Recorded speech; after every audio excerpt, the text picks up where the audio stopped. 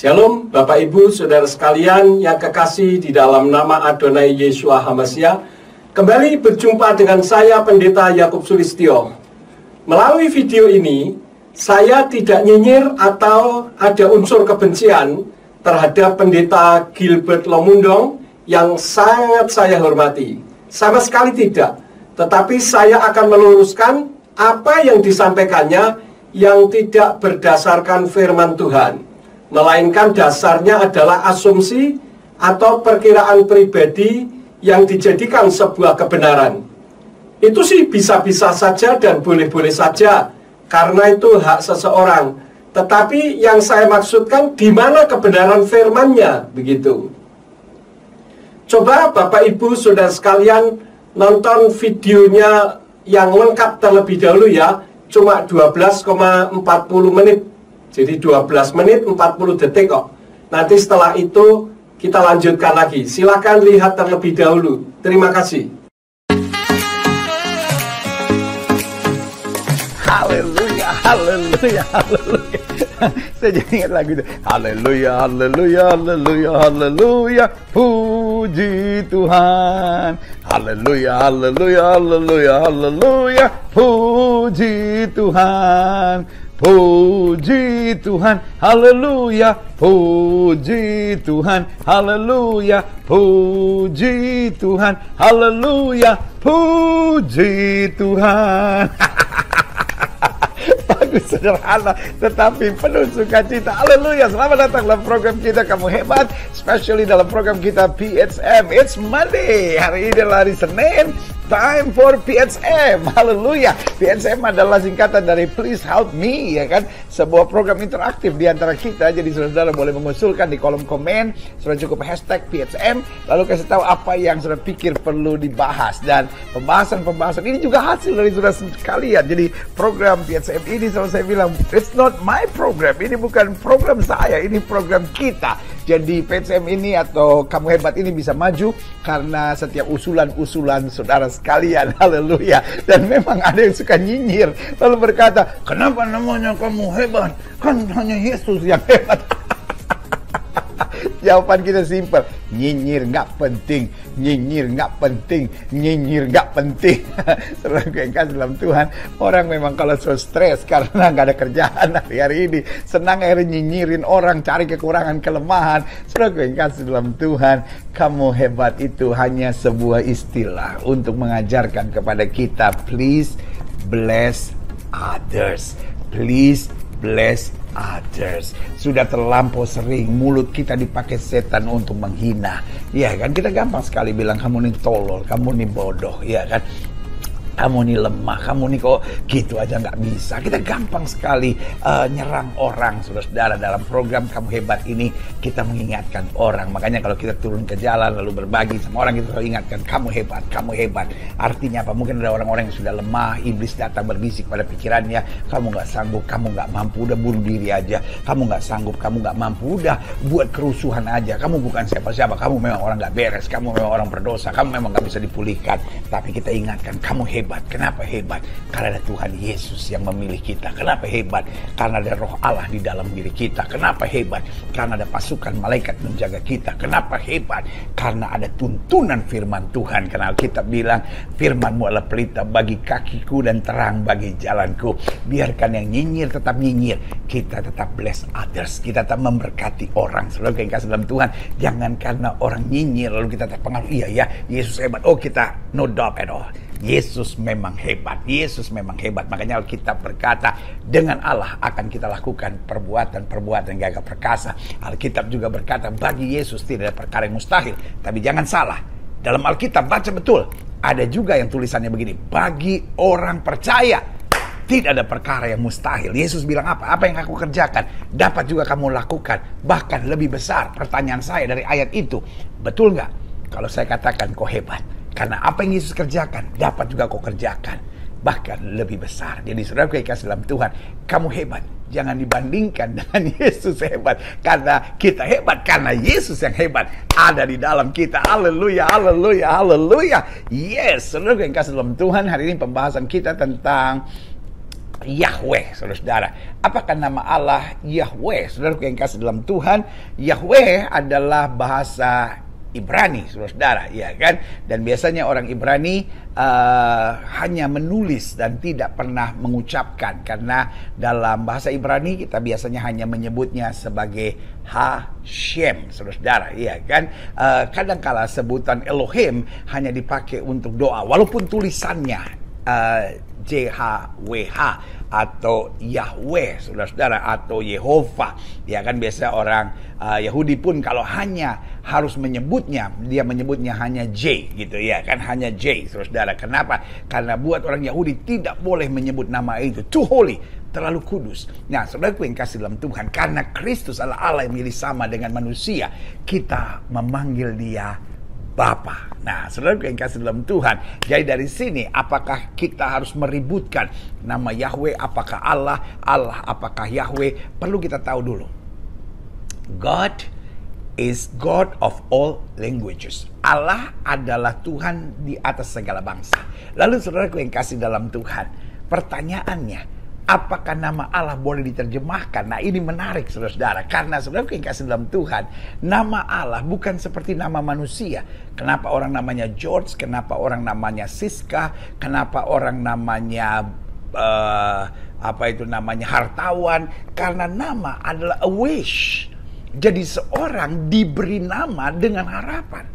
Tapi Allah memperkenalkan dirinya. Jadi Allah tidak diberi nama, Allah memperkenalkan dirinya. Sehingga saudaraku yang kasih dalam Tuhan, menyebut nama Allah berarti bukan menyebut nama. Menyebut nama Allah berarti menyebut kuasa, menyebut kedahsyatan, menyebut kesempurnaannya. Jadi saudaraku yang kasih dalam Tuhan, silakan mau pakai bahasa apapun, He is still God, He is still Hashem, He is still Elohim, He is still JHWH. Jadi kalau orang tanya sama saya, pendeta, menyebut nama Yahweh salah nggak? Nggak salah, saudara. Itu adalah bahasa Ibrani. Lalu menyebut nama Allah dalam bahasa Arab, saudara, iya kan? Dan lalu ada yang berkata, oh itu kan nama yang Tuhan yang disebut oleh saudara sepupu kita. Hello, Alkitab bahasa Arab pertama kali sudah dicatat di abad-abad pertama. Sementara di abad ke-6, saudara-saudara, baru saudara sepupu kita mulai dengan kitab sucinya. Jadi saudaraku yang kasih dalam Tuhan, terlalu naif dan terlalu bodoh untuk berkata bahwa kita mengkopi. Karena saudaraku yang kasih dalam Tuhan, coba saudara baca dalam Kisah Rasul pasal 1, ya kan, dan masuk pada Kisah Rasul pasal 2, waktu di loteng atas, ya kan, ada pencurahan Roh Kudus, lalu dikatakan, kami mendengar mereka berbicara dalam bahasa kami orang ini, orang ini, orang ini, orang ini, orang ini, dan salah satunya kami dari orang-orang Arab, saudara-saudara. Jadi dari Kisah Rasul pasal 2, kata Allah itu sudah disebut di dalam kitab suci, saudara-saudara. Karena apa? Karena dalam penyembahan mereka, karena dalam waktu mereka berbicara dalam bahasa-bahasa baru, menceritakan tentang perbuatan Allah yang gagah perkasa. Jadi saudara yang kasih dalam Tuhan, kalau saudara tanya sama saya, bagaimana pandangan dengan nama Yahweh? Silahkan. Saudara mau nyebut Yahweh, silahkan. Saudara mau menyebut Allah, silahkan.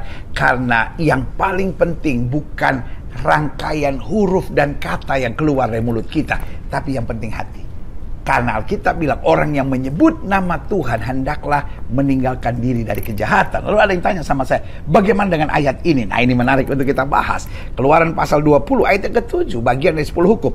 Jangan menyebut nama Tuhan Allahmu dengan sembarangan, sebab Tuhan akan memandang bersalah orang yang menyebut namanya dengan sembarangan. Izinkan saya menyebutnya dalam bahasa Inggris. Dalam bahasa Inggris disebut, do not call the name of God in vain. Jangan menyebut nama Allah dengan sia-sia. Jadi maksudnya di sini bukan berarti sembarangan. Artinya nggak boleh menyebut nama lain kecuali Yahweh atau Yehova.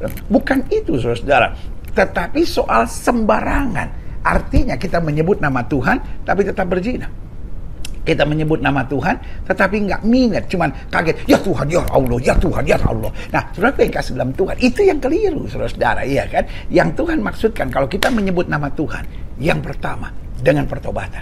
Kita menyebut nama Tuhan dengan iman. Kita menyebut nama Tuhan dengan keyakinan. Kita menyebut nama Tuhan dengan kesiapan untuk dipulihkan, untuk diubahkan, untuk dijadikan baru oleh kuasanya. Jadi menyebut nama Tuhan dengan sembarangan. Apa artinya engkau menyebut Yahweh tapi hatimu penuh kebencian? Apa artinya engkau menyebut Yahweh tapi engkau saling menyerang satu sama lainnya? Saudara yang kasih dalam Tuhan, buat saya ini adalah cara-cara kegelapan.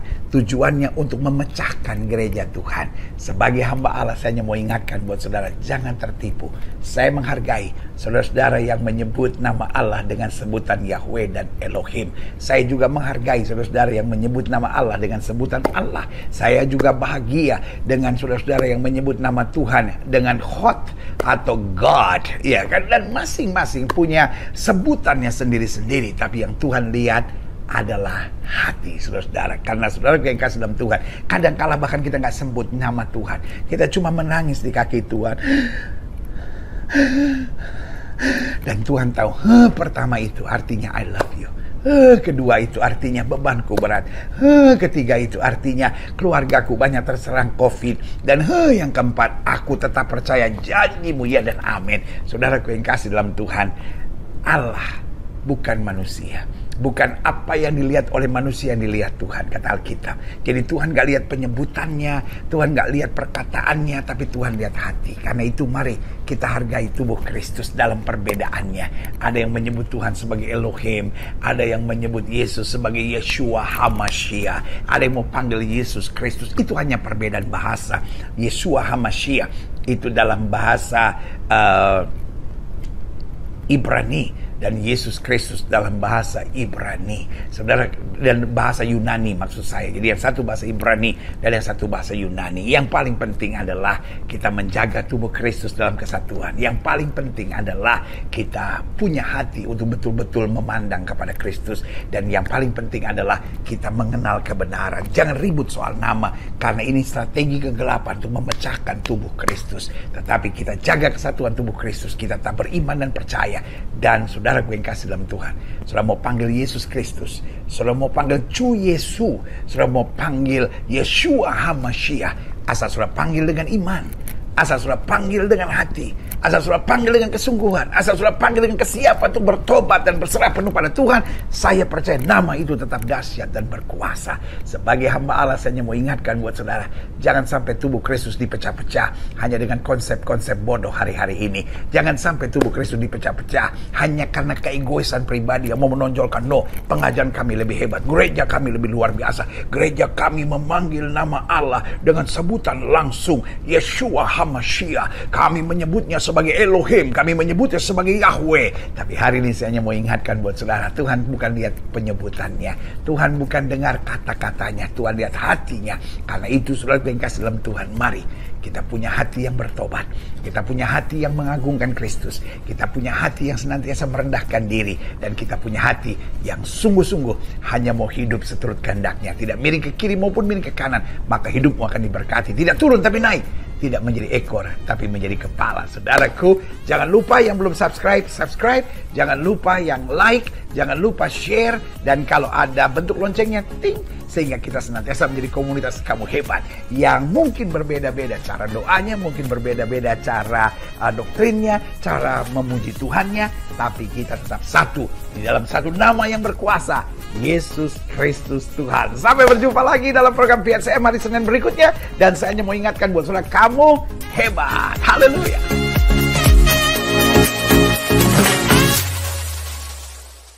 Nah, Bapak Ibu Saudara sekalian, jika melihat begitu saja, nampaknya apa yang disampaikan oleh yang kekasih Bapak Pendeta Gilbert Lomundong nampaknya benar dan tidak bermasalah dengan firman Tuhan, kan? Tetapi coba lihat video berikut ini, di mana saya akan meluruskannya, dan semuanya itu berdasarkan firman. Tidak ada satupun yang keluar dari firman sama sekali. Tetapi sebelumnya saya minta Bapak, Ibu, Saudara sekalian, taruh hati di sudut netral terlebih dahulu. Jangan a priori atau marah. Kalau Bapak, Ibu, Saudara sekalian marah, please, jangan lanjutkan video ini, karena berarti Bapak, Ibu, Saudara sekalian tidak mau belajar kebenaran, tetapi hanya marah saja. Terima kasih sudah nonton video ini sampai di sini. Pesan saya, jangan berlarut-larut marahnya ya. Namun jika Bapak Ibu Saudara sekalian mau belajar, mari kita lanjutkan videonya ya.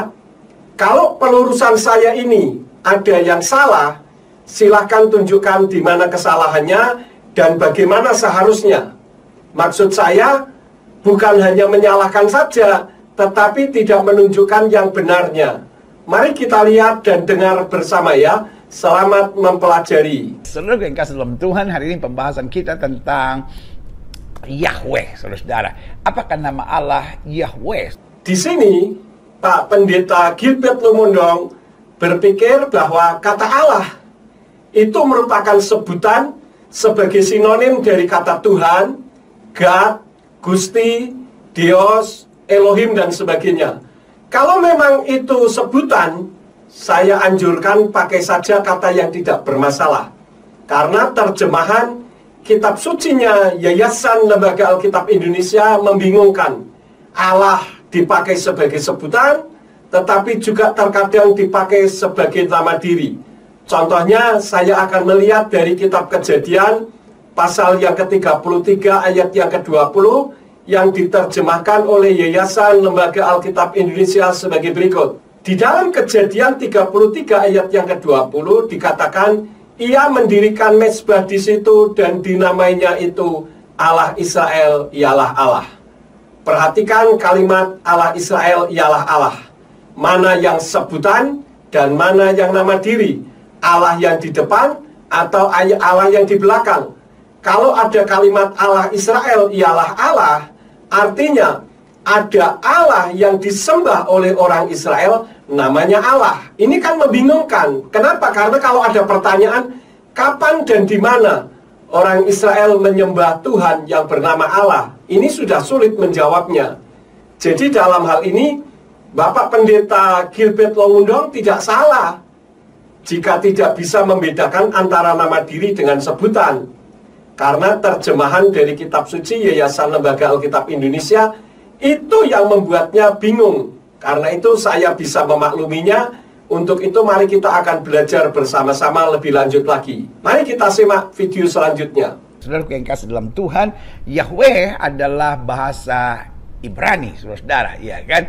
Nah, ini menunjukkan kesalahan yang disampaikan oleh Bapak Pendeta Gilbert Lumundong.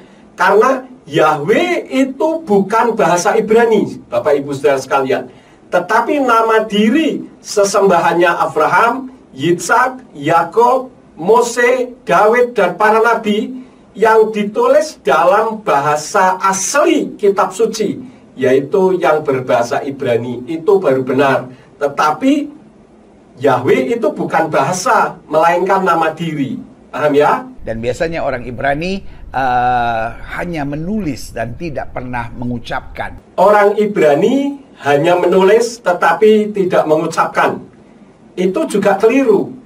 Coba lihat video berikut ini, video singkat tentu saja, bagaimana orang Ibrani mengajar membaca bahasa Ibrani, mengucapkan huruf Yod He Waw He yang ditransliterasi menjadi YHWH. Ini orang Ibrani loh, bukan orang asing. Kita lihat bersama-sama videonya. Shalom, ani bet. שלום, אני בית. הדרך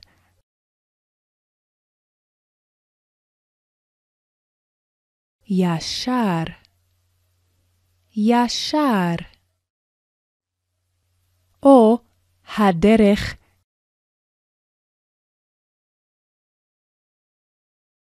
ישרה, הדרך ישרה. דרך זכר או נקבה. מה עוד ישר? מה עוד ישר? אנשים.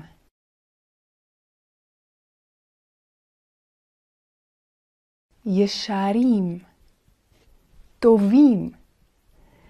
אנשים ישרים. אנשים טובים.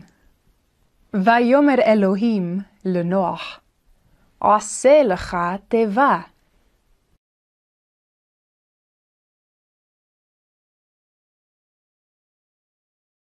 ויעש נוח תיבה. נוח עשה כאשר דיבר אלוהים. מלך יהודה בירושלים, ומלך ישראל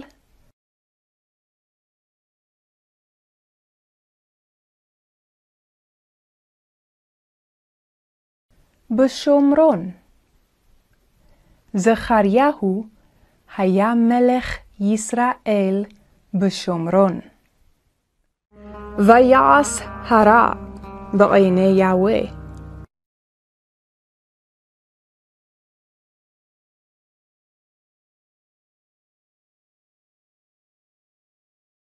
כאשר עשו אבותיו.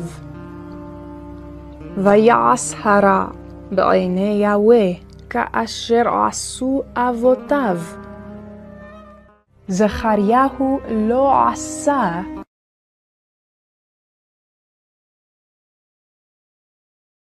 הישר בעיני יהוה, לא עשה הטוב בעיני יהוה, כי אם הרע. Karena dalam bahasa Ibrani kita biasanya hanya menyebutnya sebagai Hashem, saudara, iya kan?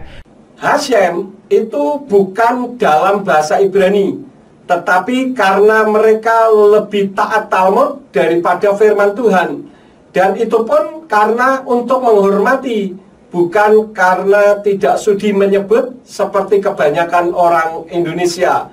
Sampai-sampai ketika saya mengajarkan tentang nama Yahweh, ada pendeta yang mengatakan, jangankan saya menyebut, saya mendengar saja najis, katanya. Nah, ini kan menyebabkan orang jadi tidak mengenal nama kudus Sang Pencipta. Hashem itu bukan nama, Bapak Ibu Saudara sekalian, melainkan sebutan, karena Hashem itu dari kata Ha yang artinya itu, sedangkan Shem itu nama. Jadi Hashem itu nama itu. Dan ini dipakai untuk menghormati nama kudus Yahweh berdasarkan kitab Talmud, khususnya di kitab Brakot Sota 38b, Mishnah Sota pasal 7 ayat 6, Mishnah Tamid pasal 7 ayat yang kedua. Coba kita lihat naskah berikut ini, dan nanti Bapak Ibu bisa pause-nya. Hashem itu tujuannya untuk supaya nama Yahweh tidak dilecehkan. Jadi bukan karena Yahweh itu sendiri yang menghendaki namanya diganti menjadi Hashem.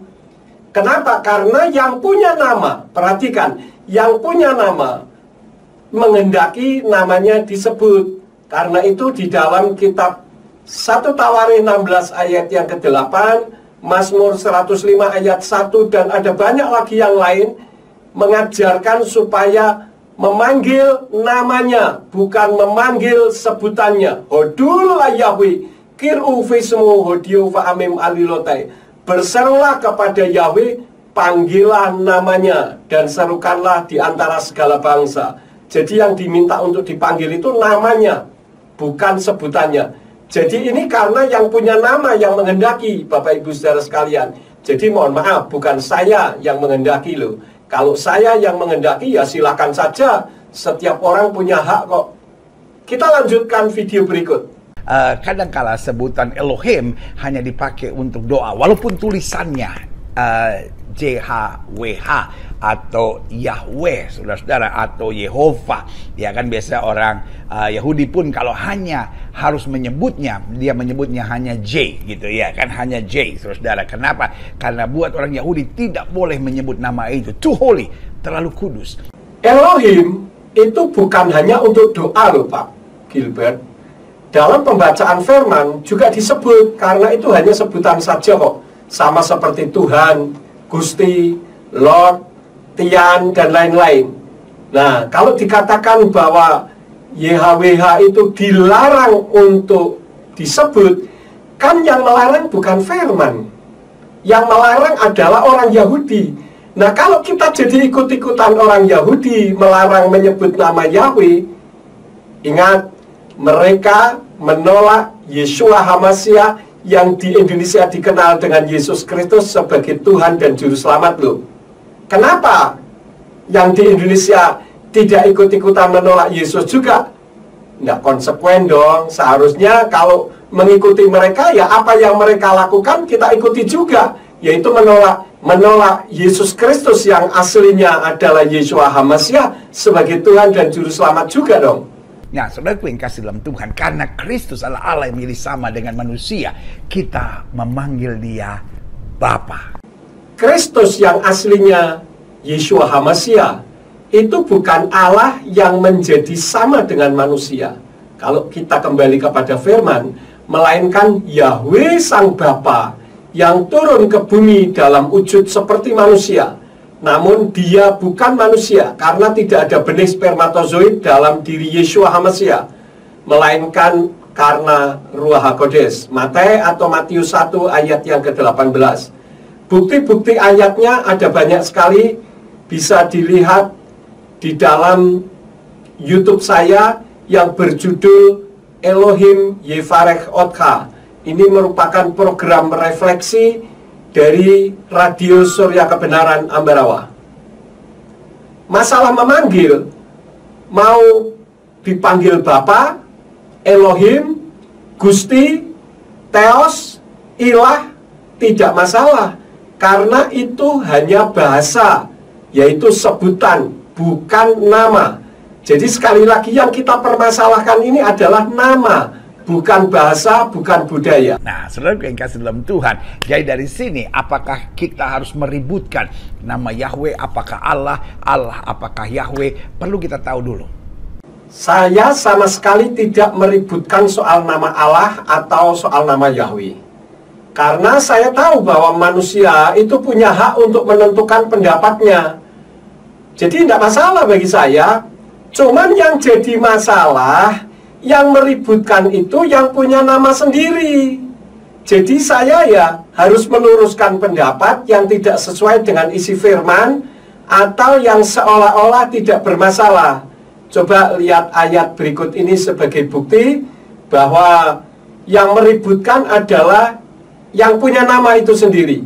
Di dalam Keluaran pasal yang ke-23 ayat yang ke-13, di dalam kitab berbahasa Ibrani berbunyi, Ufkal asyar amarti alechem tisamru weshem Elohim akhirim lo taskiru lo yishama alpika, yang artinya, dalam segala hal yang telah kufirmankan kepadamu, haruslah kamu waspada.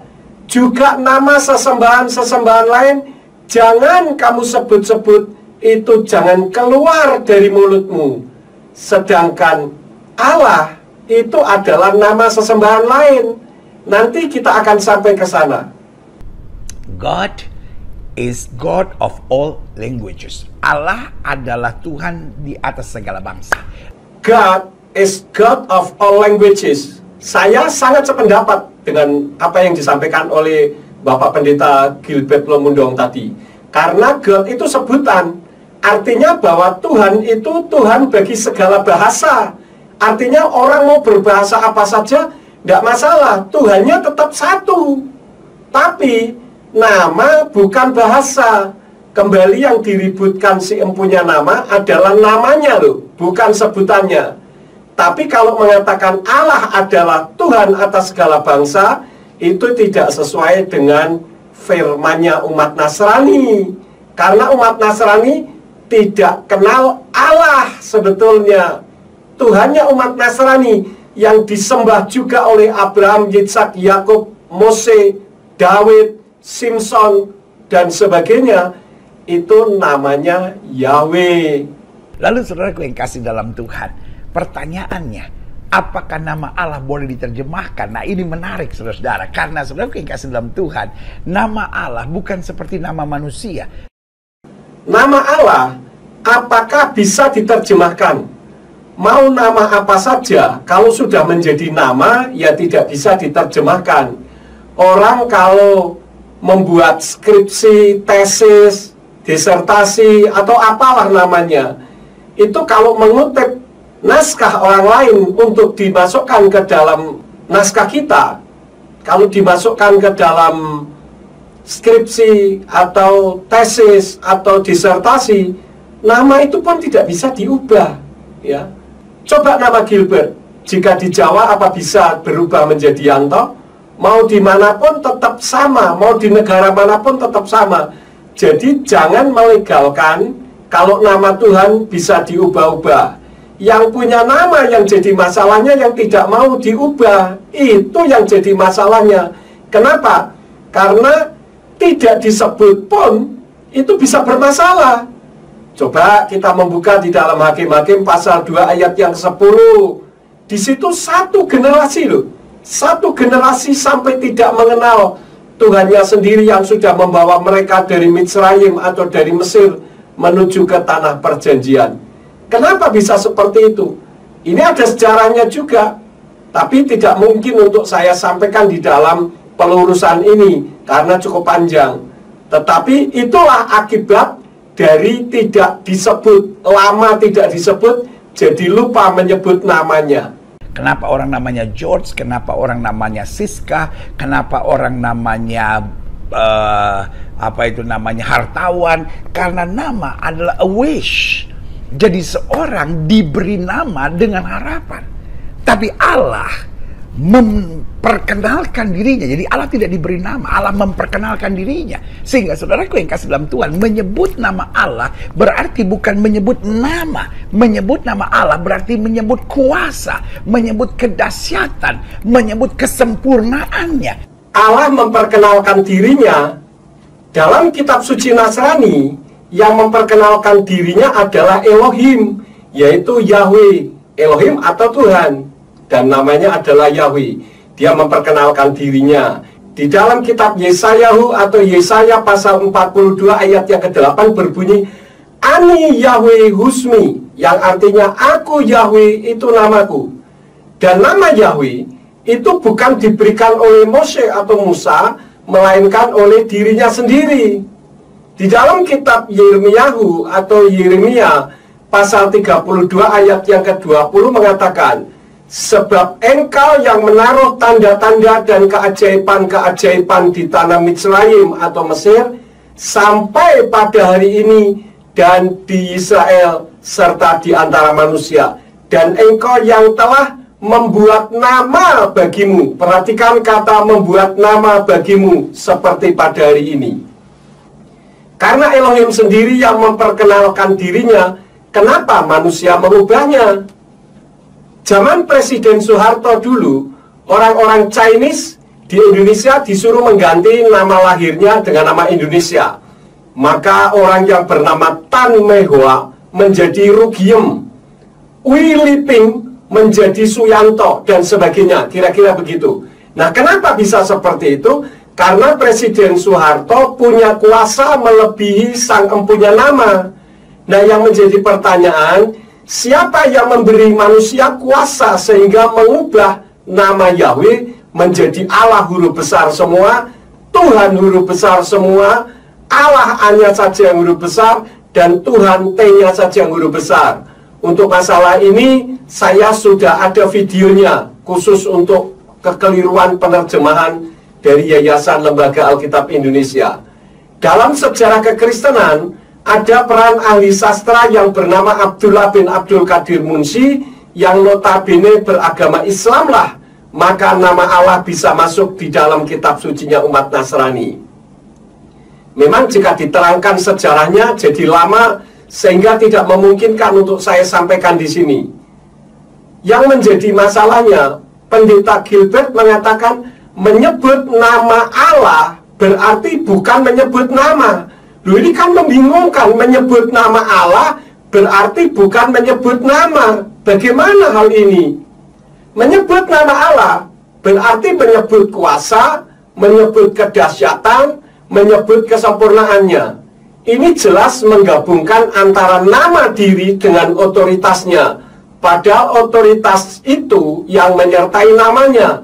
Contoh, seperti saya, Yakub Sulistyo, mendoakan orang sakit dalam nama Yakub Sulistyo, yang tidak bisa sembuh karena Yakub Sulistyo tidak punya otoritas di balik namanya.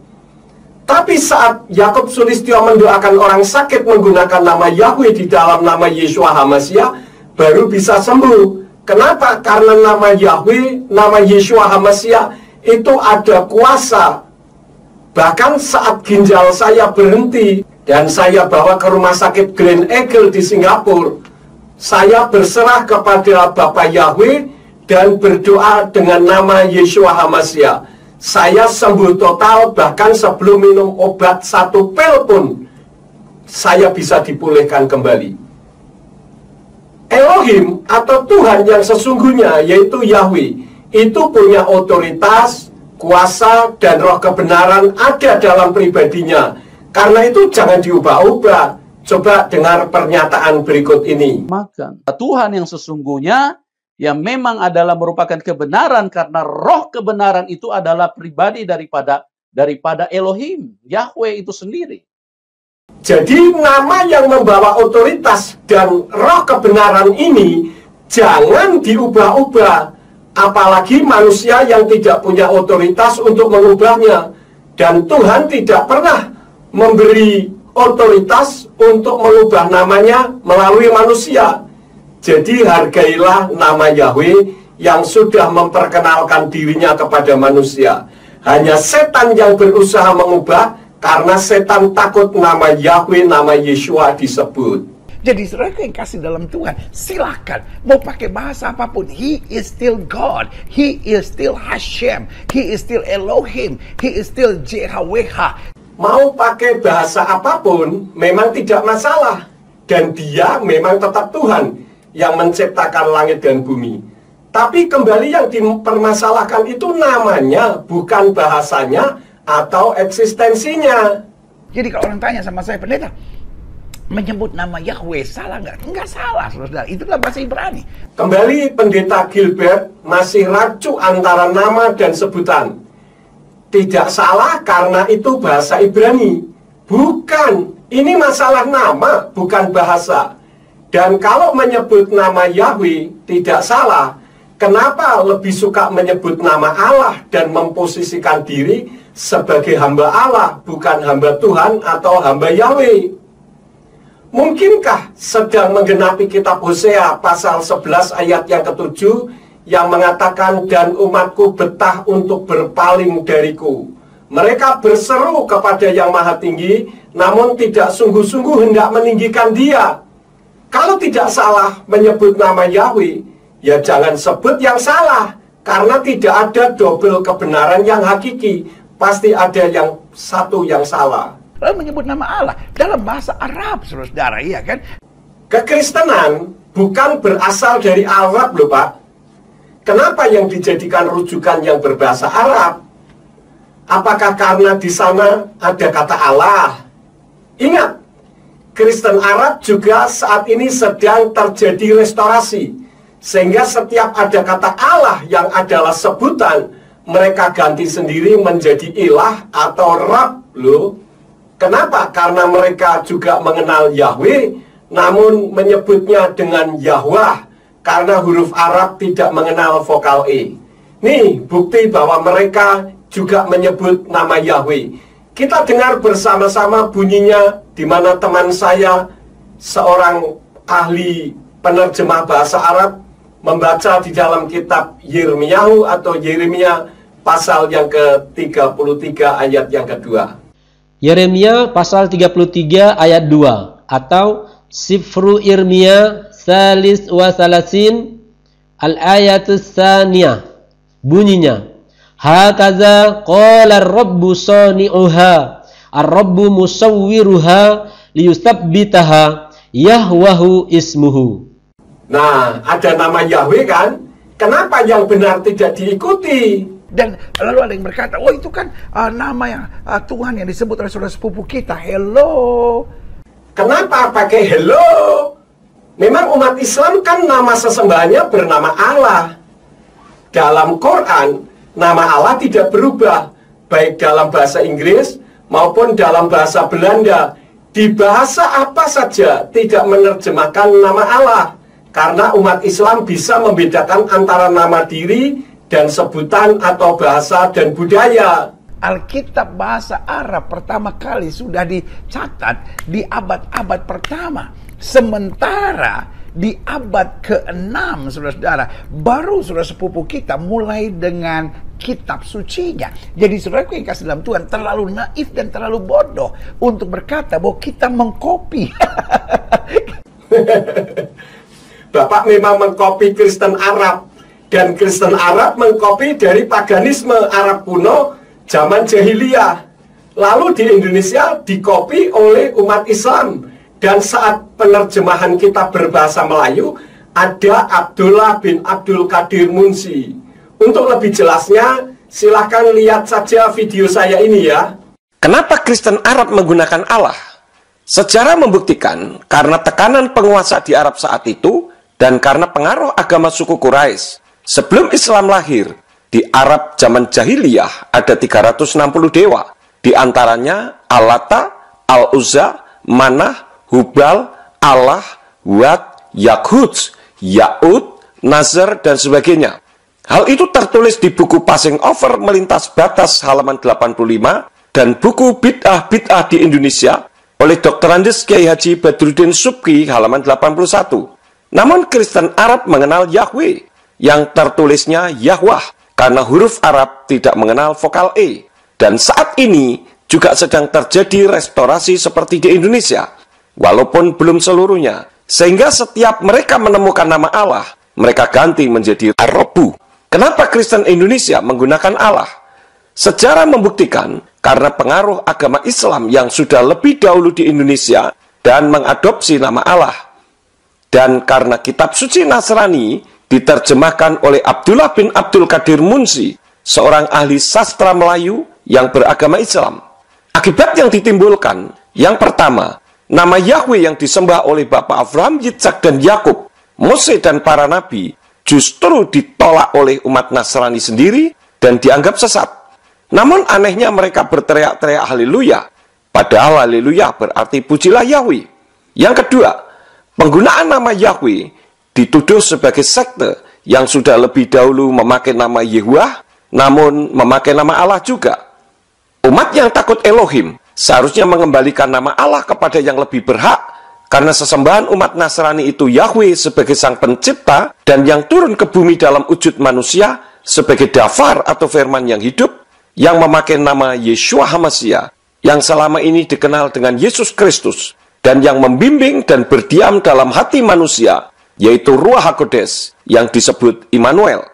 Ingat, kiblat iman Nasrani itu bukan ke Arab, melainkan ke Ibrani. Karena saudara kasih dalam Tuhan. Coba saudara baca dalam Kisah Rasul pasal 1, ya kan? Dan masuk pada Kisah Rasul pasal 2. Waktu di loteng atas, ya kan, ada pencurahan Roh Kudus. Lalu dikatakan, kami mendengar mereka berbicara dalam bahasa kami. Kami orang ini, orang ini, orang ini, orang ini, orang ini. Dan salah satunya, kami dari orang-orang Arab, saudara-saudara. Jadi dari Kisah Rasul pasal 2, kata Allah itu sudah disebut di dalam kitab suci, saudara-saudara. Karena apa? Karena dalam penyembahan mereka, karena dalam waktu mereka berbicara dalam bahasa-bahasa baru, menceritakan tentang perbuatan Allah yang gagah perkasa. Kisah Rasul 2, saat peristiwa pencurahan Ruach HaKodes di hari Pentakosta, itu yang dibicarakan bahasa Arab, bukan nama Tuhan yang diganti Allah. Coba teliti lagi di dalam Kisah Rasul pasal 2 ayat yang ke-11. Di sana dikatakan dari Indonesian Literal Translation berbunyi, orang-orang Kreta dan orang Arab, kita mendengarnya dalam bahasa kita sendiri, sementara mereka berbicara hal-hal yang besar mengenai Elohim. Kebesarannya Elohim, kedahsyatannya Elohim, eksistensinya Elohim. Ini bahasa, bukan nama diri yang diubah. Jadi jangan berpikir karena ada orang Arab berarti menyebut nama Allah. Ingat, Kristen Arab menyebut nama diri Elohim sang pencipta Yahwah loh, bukan Allah. Jadi saudara yang kasih dalam Tuhan, kalau saudara tanya sama saya, bagaimana pandangan dengan nama Yahweh? Silahkan. Saudara mau menyebut Yahweh, silahkan. Saudara mau menyebut Allah, silahkan. Pak Pendeta Gilbert mempersilahkan, tetapi dirinya sendiri tidak menyebut. Takut, penuh pertimbangan, banyak faktor, atau apanya yang ditakuti. Tapi bebas saja sih, karena itu memang hak Bapak. Cuma bagaimana bisa menjadi contoh jika sudah tahu kebenaran hakiki tetapi tidak dilakukan? Lebih suka yang imitasi daripada yang asli. Jangan sampai menggenapi kitab Roma pasal 10 ayat 2 sampai ayat yang ketiga yang berbunyi, sebab aku memberi kesaksian terhadap mereka bahwa mereka memiliki kecemburuan Elohim, tapi bukan atas dasar pengenalan. Sebab dengan tidak memahami kebenaran Elohim dan dengan berusaha menegakkan kebenarannya sendiri, mereka tidak tunduk pada kebenaran Elohim. Karena yang paling penting bukan rangkaian huruf dan kata yang keluar dari mulut kita, tapi yang penting hati. Yang penting hati, saya sangat setuju kali ini. Tapi bagaimana dengan ayat berikut ini? Di dalam kitab Matius atau Matius 15 ayat yang ke-18 dikatakan, dari kitab suci saya, Indonesian Literal Translation, yang berbunyi, namun apa yang keluar dari mulut, ia timbul dari hati. Dan itulah yang menajiskan orang. Kalau hatinya Yahweh, kenapa mulutnya berubah menjadi Allah? Kan tidak sinkron ini. Karena Alkitab bilang orang yang menyebut nama Tuhan hendaklah meninggalkan diri dari kejahatan. Saya setuju. Namun pembicaraan kita bukan soal perbuatan orang yang beriman, melainkan soal nama diri Elohim. Orang yang menyembah Yahweh, menyembah Allah, atau yang lainnya, perbuatannya jahat juga banyak. Sebaliknya, orang ateis yang tidak jahat dan suka menolong serta banyak berbuat baik juga sangat banyak. Jadi pembahasan kita bukan ini ukurannya. Lalu ada yang tanya sama saya, bagaimana dengan ayat ini? Nah, ini menarik untuk kita bahas. Keluaran pasal 20 ayat yang ke-7, bagian dari 10 hukum. Jangan menyebut nama Tuhan Allahmu dengan sembarangan, sebab Tuhan akan memandang bersalah orang yang menyebut namanya dengan sembarangan. Izinkan saya menyebutnya dalam bahasa Inggris. Dalam bahasa Inggris disebut, do not call the name of God in vain. Jangan menyebut nama Allah dengan sia-sia. Jadi maksudnya di sini bukan berarti sembarangan. Artinya nggak boleh menyebut nama lain kecuali Yahweh atau Yehova. Bukan itu, saudara. Keluaran 20 ayat yang ke-7 dalam bahasa Ibrani bunyinya tidak seperti apa yang tadi disampaikan oleh Bapak Pendeta Gilbert Lemundong. Di dalam Keluaran 20 ayat yang ke-7 dalam kitab berbahasa Ibrani berbunyi, Lo tisa et sem Yahweh Eloheka lasawe, kilo yinake Yahweh et asyer yisa et smo lasawe. Yang artinya, jangan menyebut nama Yahweh Elohimu atau sesembahanmu atau Tuhanmu untuk kesia-siaan. Karena Yahweh tidak akan membebaskan orang yang menyebut namanya dalam kesia-siaan. Jadi yang dimaksud di dalam ayat ini adalah, kalau kita menyebut nama Yahweh di dalam ibadah, tidak masalah. Yang dipermasalahkan adalah menyebutnya untuk kesia-siaan. Misalkan saya mau hutang, Pak Gilbert, saya hutang uangnya dong 1 juta, 1 minggu lagi saya bayar dalam nama Yahweh. Nah, ini artinya menyebut untuk kesia-siaan. Tetapi kalau untuk dipuji, disembah, diagungkan, Yahweh justru senang. Jadi jangan diubah. Tetapi soal sembarangan, artinya kita menyebut nama Tuhan tapi tetap berzina. Kita menyebut nama Tuhan tetapi nggak minat, cuman kaget, ya Tuhan, ya Allah, ya Tuhan, ya Allah. Nah, saudara yang kasih dalam Tuhan, itu yang keliru, saudara, iya kan? Yang Tuhan maksudkan kalau kita menyebut nama Tuhan, yang pertama dengan pertobatan. Kita menyebut nama Tuhan dengan iman. Kita menyebut nama Tuhan dengan keyakinan. Kita menyebut nama Tuhan dengan kesiapan untuk dipulihkan, untuk diubahkan, untuk dijadikan baru oleh kuasanya. Jadi menyebut nama Tuhan dengan sembarangan. Apa artinya engkau menyebut Yahweh tapi hatimu penuh kebencian? Apa artinya engkau menyebut Yahweh tapi engkau saling menyerang satu sama lainnya? Itu memang benar, Pak Pendeta Gilbert. Tapi pembahasan kita bukan soal perbuatan si penyembah Yahweh.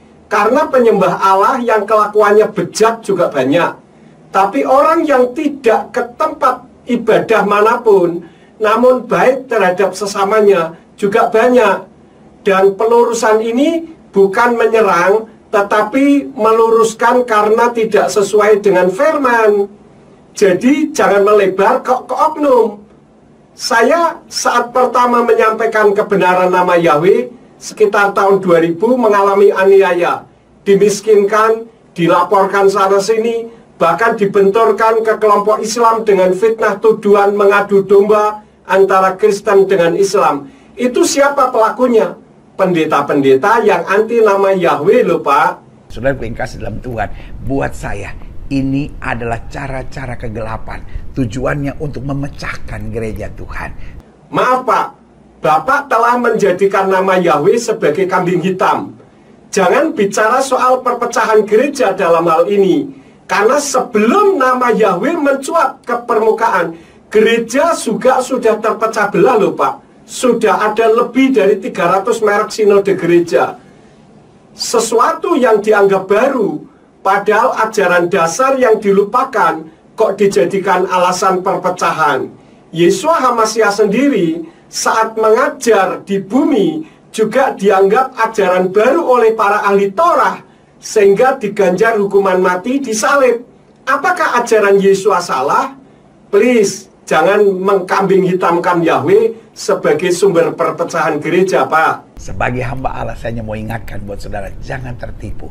Saya menghargai saudara-saudara yang menyebut nama Allah dengan sebutan Yahweh dan Elohim. Saya juga menghargai saudara-saudara yang menyebut nama Allah dengan sebutan Allah. Saya juga bahagia dengan saudara-saudara yang menyebut nama Tuhan dengan Hot atau God. Ya kan? Dan masing-masing punya sebutannya sendiri-sendiri. Tapi yang Tuhan lihat adalah hati saudara-saudara. Sekali lagi saya tekankan bahwa sebutan boleh apa saja, tapi nama yang tidak bisa diubah-ubah. Jangan katakan yang penting hati, karena jika hatinya Yahweh, kenapa di mulut jadi Allah? Ingat kitab Matius atau Matius 5 ayat yang ke-37. Di sana berbunyi, akan tetapi biarlah perkataanmu ya jika ya, tidak jika tidak, dan selebihnya hal itu berasal dari yang jahat. Karena saudara yang kasih dalam Tuhan, kadang-kala bahkan kita nggak sebut nama Tuhan, kita cuma menangis di kaki Tuhan. Dan Tuhan tahu, pertama itu artinya I love you. Kedua itu artinya bebanku berat. Ketiga itu artinya keluargaku banyak terserang COVID. Dan yang keempat, aku tetap percaya janjimu ya dan amin. Saudara. Nah, kalau ini yang disebut Tuhan tahu isi hati manusia, baru benar. Yang kasih dalam Tuhan, Allah bukan manusia. Bukan apa yang dilihat oleh manusia yang dilihat Tuhan, kata Alkitab. Jadi Tuhan gak lihat penyebutannya, Tuhan gak lihat perkataannya, tapi Tuhan lihat hati. Kalau Tuhan tidak melihat perkataannya, khusus tentang nama Tuhan, Tuhan tidak perlu memperkenalkan namanya dong. Apalagi jika mengatakan Tuhan mau dipanggil dengan apa saja. Wah, ini lebih mengerikan lagi. Setanlah yang mau dipanggil dengan apa saja. Lihat ini, Satanic Bible saya di halaman 92 tertulis seperti ini. Satanism uses many labels. If it were not for names, very few of us would understand anything in life, much less attach any significance to it. Yang artinya, Satanism menggunakan banyak label. Jika bukan karena nama, sangat sedikit dari kita yang akan memahami apapun dalam hidup, apalagi menganggapnya penting.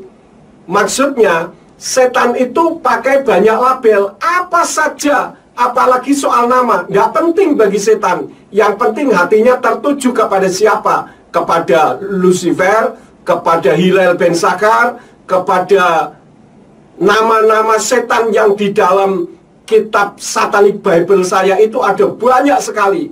Bukankah konsep ini yang sering dikatakan oleh pendeta yang tidak mau menyebut nama Yahweh? Yang penting hati, nama tidak penting. Nah, ini yang berbahaya. Maaf tadi, di dalam Satanic Bible saya blur supaya yang lain juga tidak membaca, karena itu ada mantra-mantra juga bagaimana menghadirkan setan. Jadi, jangan mengatakan nama tidak penting. Yang penting hati. Kok sama dengan statementnya setan ya? Karena tertipu setan. Sebab apa? Setan takut nama Yahweh disebut. Karena itu mari kita hargai tubuh Kristus dalam perbedaannya. Ada yang menyebut Tuhan sebagai Elohim, ada yang menyebut Yesus sebagai Yeshua HaMashiach, ada yang mau panggil Yesus Kristus. Itu hanya perbedaan bahasa. Yeshua HaMashiach itu dalam bahasa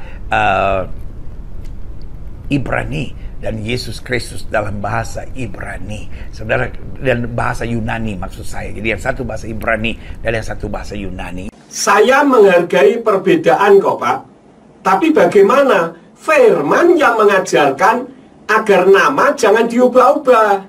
Jika berbeda doktrin, berbeda penafsirkan, beda bahasa, tidak masalah, asal nama diri Tuhan jangan disamakan dengan yang lain. Itu yang Tuhan mau. Makanya saya katakan bahwa nama Tuhan itu bukan doktrin gereja, tetapi dasar kebenaran firman. Jika menyebut Tuhan sebagai Elohim, ada yang menyebut Yesus sebagai Yeshua HaMashiach, atau yang dipanggil Yesus Kristus. Yeshua jadi Yesus, itu karena huruf Yunani tidak kenal vokal YHWH, sehingga huruf Yod diganti iota, karena tidak ada hurufnya. Kira-kira seperti Kristen Arab tidak bisa menyebut Yahweh, tetapi menyebutnya Yahweh. Contohnya lagi, seperti orang Tionghoa di Indonesia yang sudah tua dan kemampuan bahasanya kurang. Kalau menyebut R menjadi L, misalkan mau mengatakan pergi jadi pelgi atau pigi, begitu. Yeshua jadi Yesus, itu masih yang dimaksud dalam pribadi yang sama, karena dalam keterbatasan bahasa, karena bahasanya sangat beda. Tapi kalau Yahweh jadi Allah, itu beda pribadi, dan ini yang dilarang oleh firman. Coba kita baca di dalam Keluaran 23 ayat yang ke-13 kembali. Di sana berbunyi, Ufkal asyar amarti alachem tisamar weshem Elohim akhrim lo taskiru lo yishama alpika, yang artinya dalam segala hal yang telah kufirmankan kepadamu, haruslah kamu waspada. Juga nama sesembahan-sesembahan lain jangan kamu sebut-sebut, itu jangan keluar dari mulutmu. Ini firman Tuhan loh. Yang paling penting adalah kita menjaga tubuh Kristus dalam kesatuan. Yang paling penting adalah kita punya hati untuk betul-betul memandang kepada Kristus. Dan yang paling penting adalah kita mengenal kebenaran. Jangan ribut soal nama, karena ini strategi kegelapan untuk memecahkan tubuh Kristus. Menjaga tubuh HaMashiach dan dekat Elohim memang penting, Pak. Punya hati untuk betul-betul memandang kepada HaMashiach juga sangat penting. Tapi mengenal kebenaran saja tanpa dilakukan juga percuma. Karena iman Nasrani itu bukan sekedar mengenal, tetapi juga melakukan kebenaran itu sendiri. Ingat, strategi setan adalah agar nama kudus Yahweh tidak disebut, karena nama itu berbahaya bagi setan. Maka setan menipu dengan halus. Jangan ribut soal nama. Kalau nama Yakub, nama Gilbert, mungkin tidak perlu diributkan, tapi nama Tuhan harus diributkan jika tidak disebut. Kenapa? Karena ini yang justru strategi setan agar nama dahsyat itu tidak disebut. Tadi Pak Pendeta Gilbert katakan jangan ribut soal nama. Kalau begitu berarti di luar nama Yesus juga bisa selamat dong. Bisa atau tidak? Coba. Kenapa harus nama Yesus, nama Yeshua, nama Cu Yesus yang menyelamatkan?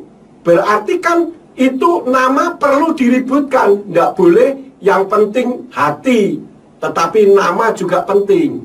Tapi kita jaga kesatuan tubuh Kristus. Kita tak beriman dan percaya. Dan saudara gue yang kasih dalam Tuhan, saudara mau panggil Yesus Kristus, saudara mau panggil Cu Yesus, saudara mau panggil Yeshua HaMashiach, asal saudara panggil dengan iman, asal saudara panggil dengan hati, asal saudara panggil dengan kesungguhan, asal saudara panggil dengan kesiapan untuk bertobat dan berserah penuh pada Tuhan, saya percaya nama itu tetap dahsyat dan berkuasa. Menjaga tubuh HaMashiach yang bagaimana yang Bapak maksud? Kenyataannya gereja sudah terpecah belah dari dulu kok. Justru nama Yahweh lah yang akan mempersatukannya. Coba kita membaca di dalam kitab Zefanya pasal 3 ayat yang ke-9.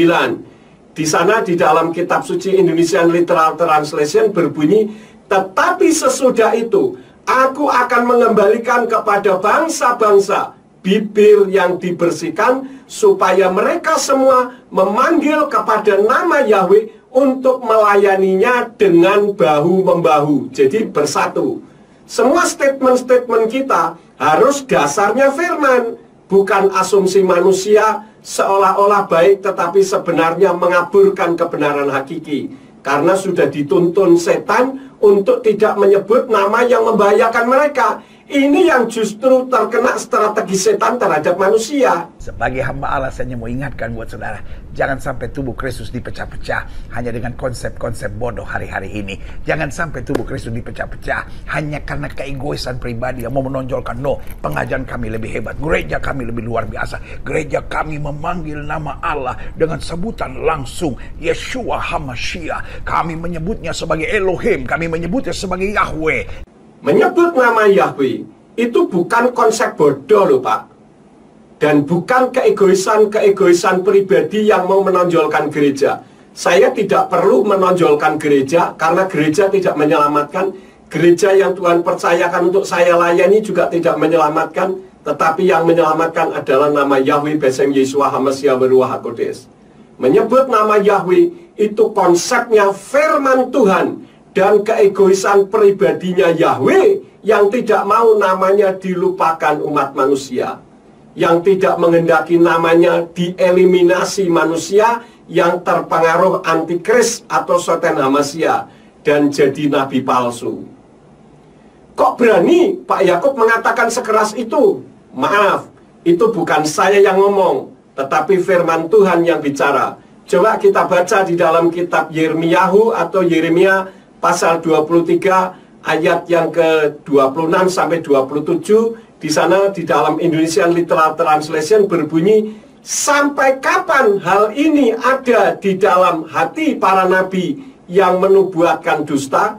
Ya, mereka dalam hatinya adalah para nabi pembohong yang berencana untuk membuat umatku melupakan namaku dengan mimpi-mimpi mereka yang mereka ceritakan seorang kepada sesamanya, sebagaimana yang leluhur mereka telah melupakan namaku karena Baal. Tuh, nabi palsu itu orang yang merancang agar umat Elohim melupakan nama Yahweh. Jadi Bapak bukan hanya menghimbau mau pakai silahkan, enggak silahkan. Bapak kan sudah tahu kebenaran, kenapa tidak melakukannya?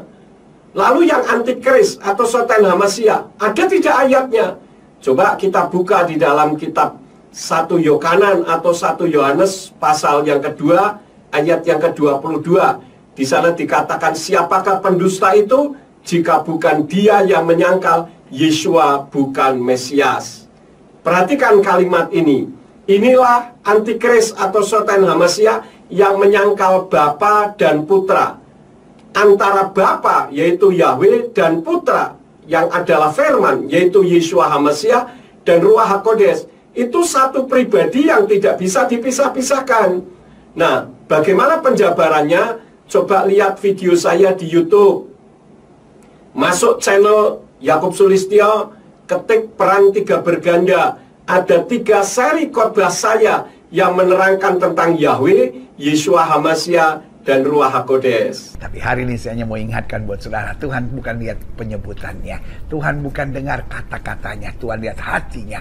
Statement Pak Pendeta Gilbert yang mengatakan Tuhan bukan lihat penyebutannya, Tuhan bukan dengar kata-katanya, Tuhan lihat hatinya dalam pembahasan soal nama Tuhan ini sangat bertentangan dengan firman Tuhan itu sendiri loh. Kalau Tuhan bukan lihat penyebutannya, bagaimana jika Yeshua yang dipanggil Pak Pendeta Gilbert diganti saja dengan nama George? Kalau berdoa tidak usah lagi dalam nama Yeshua yang dipanggil Bapak Pendeta Gilbert dengan Yesus itu, tetapi berdoa saja dalam nama George. Kan Tuhan melihat hatinya. Yang penting kan ketika menyebut George, yang ada di dalam hatinya adalah Yesus. Boleh dong? Karena itu saudara yang kasih dalam Tuhan, mari kita punya hati yang bertobat. Kita punya hati yang mengagungkan Kristus. Kita punya hati yang senantiasa merendahkan diri. Dan kita punya hati yang sungguh-sungguh hanya mau hidup seturut kehendaknya. Tidak miring ke kiri maupun miring ke kanan. Maka hidupmu akan diberkati. Tidak turun tapi naik. tidak menjadi ekor, tapi menjadi kepala. Kita punya hati yang bertobat. Saya sangat setuju. Yang tadinya menganggap sepele nama Tuhan, ayo kita bertobat sekarang. Jangan lagi menganggap enteng nama Tuhan. Kita punya hati yang merendahkan diri untuk tidak lagi menentang kebenaran firman Tuhan. Dengan tidak miring ke kiri maupun miring ke kanan. Artinya jangan ditambah atau dikurang. Bapak, Ibu, Saudara sekalian yang dikasihi oleh Bapak Yahweh Elohim, ini saja pelurusan saya tentang nama Tuhan. Jika ada yang tidak setuju dengan masalah ini, tidak masalah bagi saya. Karena itu hak Bapak, Ibu, Saudara sekalian yang harus saya hormati dan saya menghormati keputusan Bapak. Tetapi jika mau disanggah, silahkan disanggah dengan dasar firman. Jangan dasarnya di luar firman. Itu artinya miring ke kiri dan miring ke kanan namanya. Mohon maaf jika ada tutur kata dan kalimat saya yang melukai hati Bapak, Ibu, Saudara sekalian dalam saya memberikan pelurusan ini. Terima kasih sudah berkenan nonton video ini sampai selesai. Bapak Yahweh Besem Yeshua Hamashiach Beruah HaKodesh memberkati Bapak, Ibu, Saudara sekalian. Haleluya. Amin.